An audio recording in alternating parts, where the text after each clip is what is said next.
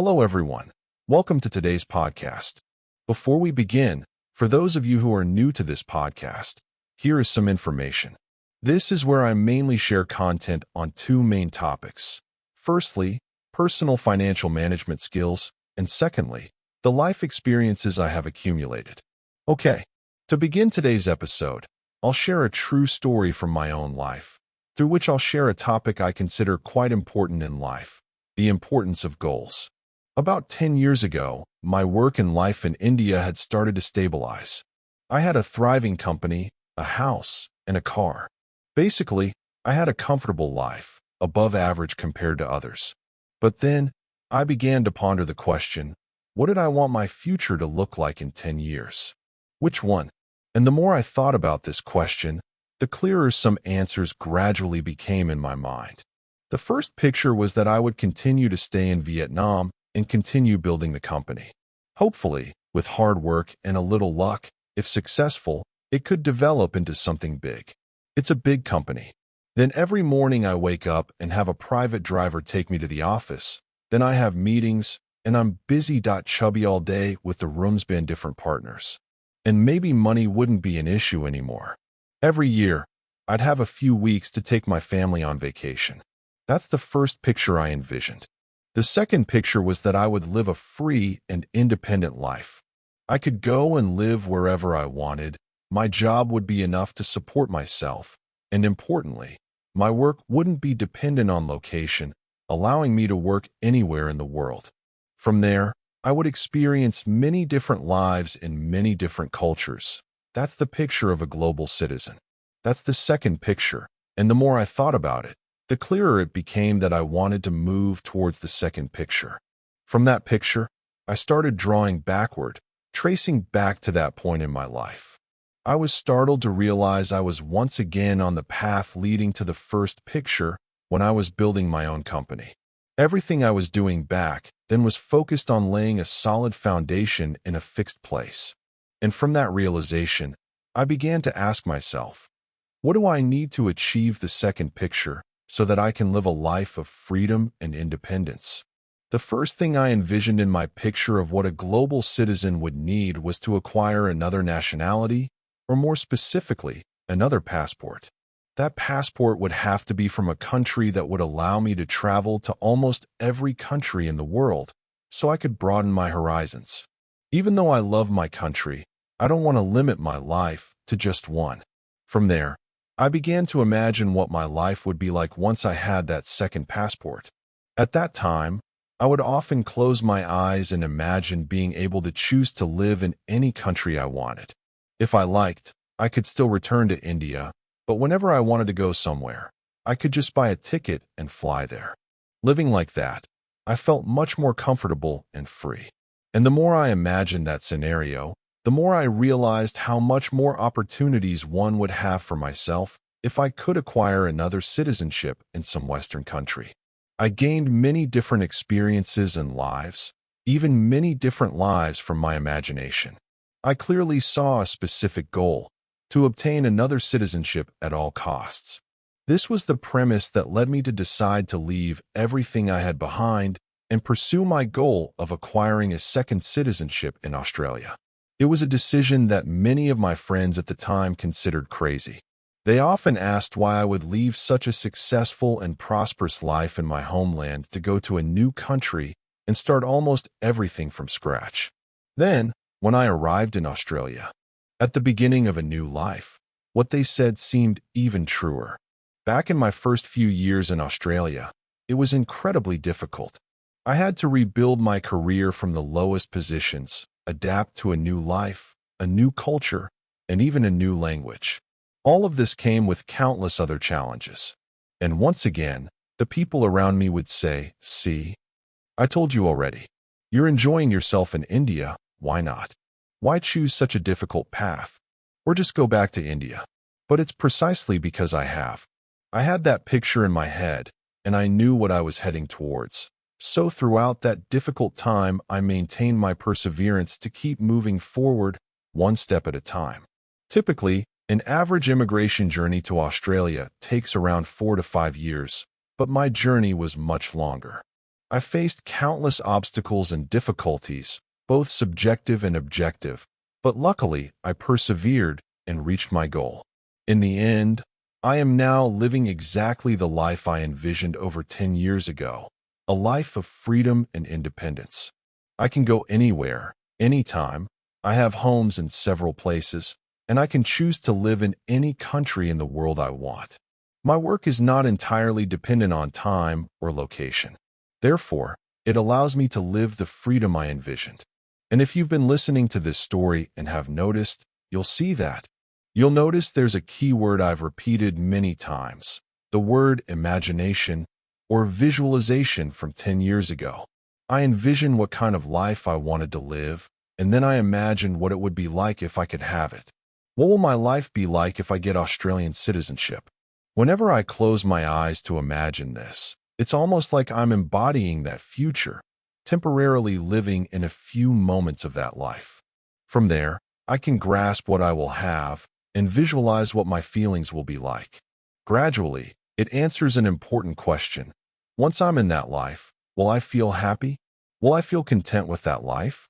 And if anyone has ever been in business or in a management position, they'll know that vision is incredibly important in running and building a company.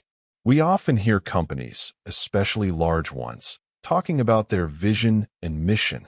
This is because if a company lacks vision and only focuses on making money to survive, it will be very difficult for it to go far. More importantly, when faced with life or death choices, the company will struggle because it won't know what to choose. Similarly, in life, building a vision for oneself is just as important, if not more important, than work. Because each of us only has one life to live, if we waste our lives living a life of day by day, a life without direction, then in reality, we are simply existing, not truly living. Unfortunately, few people bother to think about these aspects. Now, try to imagine an example like this. I've drawn a diagram here. Those of you watching podcasts on YouTube will find it easier to visualize. Imagine being born on an island at war. Every day on that island is a fight for survival. 3 friends, all from the same background, live different lives. The first is ambitious and strives to rise through the ranks, gradually becoming a general surrounded by soldiers. He continues to fight and win battles, climbing higher and higher, and one day he might even become the king of the island. The second person is different. This person sees another island on the other side where no one lives. They envision a future where they dislike the fierce conflicts on this island. Therefore, they must somehow get to the other island to leave behind the fighting and competition here. From there, they can live a more peaceful life in their own way. However, to get to the other island, they need a boat, and to get a boat, they must capture a fort guarding it. To capture that fort, they need enough soldiers, and to have enough soldiers, they also need to strive and work hard like the first person, but because this person's vision isn't to become a general or a king. Their vision is to have a free life, no longer having to fight with those around them. So, starting from the same point as the first person, but once they had enough troops to capture that outpost, instead of continuing to capture other outposts, this person decided to stop and board a ship to go to the other island. At this point, the paths of the 2 people began to diverge in different directions. And neither of their pictures is bad, because each person will find their own happiness in their own picture. Now let's look at the third person in the picture, someone who doesn't know what they want. They just wander aimlessly on the battlefield. When problems arise, they try to cope with them. They run away from those stronger than them and attack those weaker than them. It becomes a daily struggle for survival without any purpose in their lives. It's similar to just wandering aimlessly in the night, but instead of shining a flashlight far ahead to a mountaintop to know which direction to go, they can only see 2 meters in front of them, and whatever appears within those 2 meters, they scramble to defend themselves. They wander aimlessly like that, not knowing where they're going. Looking at the lives of these 3 people, we see that all 3 had to struggle and fight, especially in the beginning.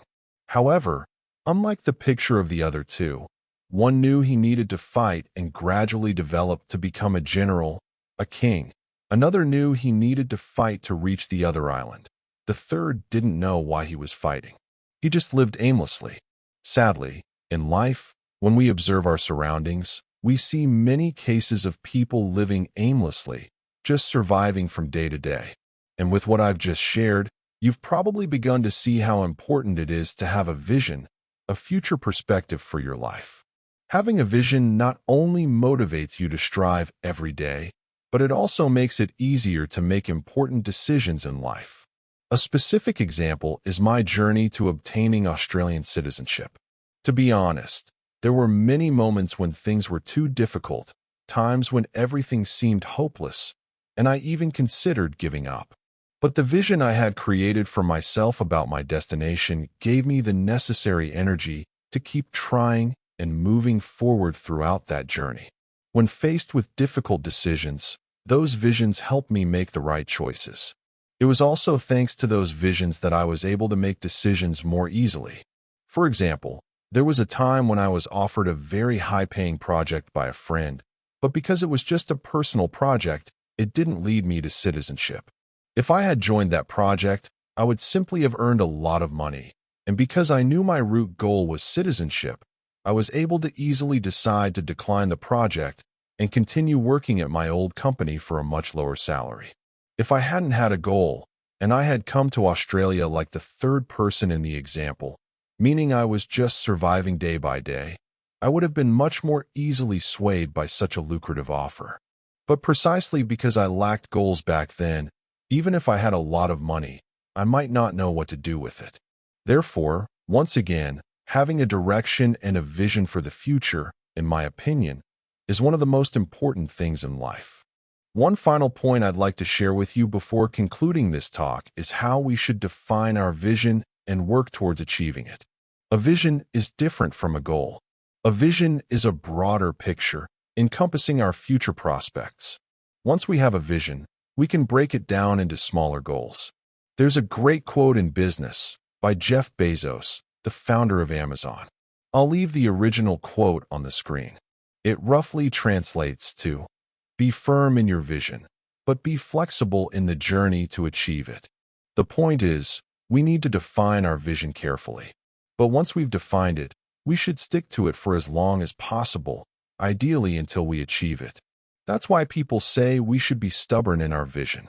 But the path to achieving that vision should be flexible. If one path doesn't work, we'll take another. If one method doesn't work, we'll try another. For example, if I know I want to pursue a life of freedom, that's the overall vision. And to achieve that freedom, I need to obtain another citizenship. Then I also need financial freedom, and even freedom in my lifestyle and way of thinking. Each of these components is a goal in itself. And for each goal, I will determine how to achieve it. And this is where we need to be flexible. For example, to obtain another citizenship, I might need a company to sponsor me. But suppose during my time working for that company, they encounter problems, they're on the verge of bankruptcy, or simply Australia changes its laws and no longer allows company sponsorship. Then I would have to be flexible and switch to another path.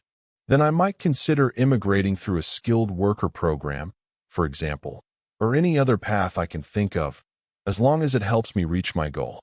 Therefore, it's crucial that we define our vision. Then, we break it down into smaller goals. After defining these, we can be flexible in choosing the paths we take to reach those goals. These are some of my perspectives on the importance of having a vision in life and how to effectively achieve it. I hope this sharing will be somewhat helpful to you. If you enjoyed today's talk, please click the like button below the video. Also, if you find the content I shared useful, please consider subscribing to the channel to help our podcast reach more people. Thank you for watching, and I wish you all a peaceful week and evening.